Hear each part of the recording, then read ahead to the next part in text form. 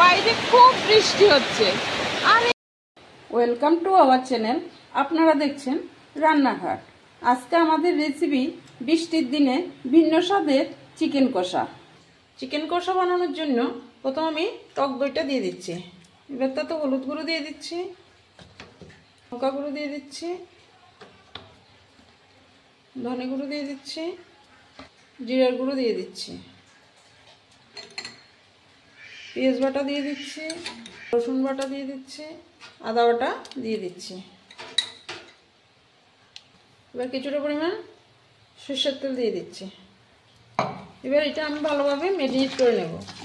Marinate করে এটা একটা ঢাকা দিয়ে এবার আমি গ্যাস জ্বালিয়ে তাতে একটা কড়াই বসিয়ে দিচ্ছি।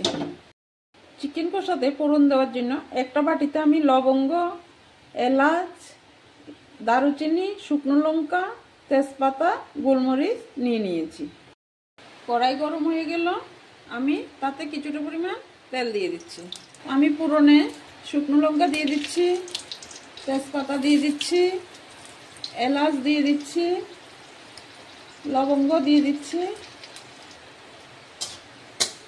এবার তাতে আমি কুচানো পেঁয়াজ কুচি দিয়ে দিচ্ছি। এবার আমি তাতে টমেটো কুচিটা দিয়ে দিচ্ছি।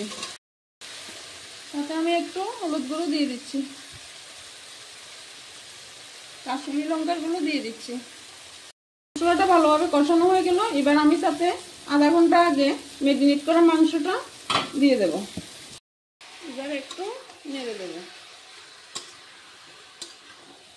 ঝালটা প্রায় কষানো হয়ে গেল। এবার তাতে আমি আগে থেকে ভেজে রাখা আলুগুলি দিয়ে দিচ্ছি। চিকেনটা ভালোভাবে কষানো হয়ে গেল, দেখুন তেল ছেড়ে এসেছে। এবার তাতে আমি কিছুটা পরিমাণ গরম জল দিয়ে দিচ্ছি। এটা চিকেন কষা, তাই তাতে বেশি জল দেওয়ার প্রয়োজন পড়বে না। চিকেন কষাটা তৈরি হয়ে গেল প্রায়। সাথে আমি গরম মশলা গুঁড়ো দিয়ে দিচ্ছি। আমাদের ভিন্ন স্বাদের চিকেন কষা তৈরি হয়ে গেল। এবার এটা আমি একটা পাত্রে ঢেলে নিচ্ছি। ধোয়া ওঠা গরম ভাত আর চিকেন কষা হলে বৃষ্টির দিনে পুরোটাই জমে যাবে।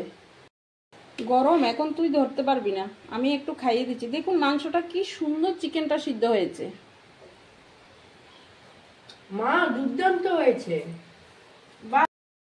এইভাবে বাড়িতে একবার ভিন্ন স্বাদের চিকেন কষা বানিয়ে গরম গরম ভাত বা রুটির সাথে খেয়ে দেখবেন, খুব ভালো লাগবে। খেয়ে কেমন হয়েছে আমাকে কমেন্টে জানাবেন। এরকম নতুন নতুন ভিডিও পেতে সাবস্ক্রাইব করুন রান্নাঘাট।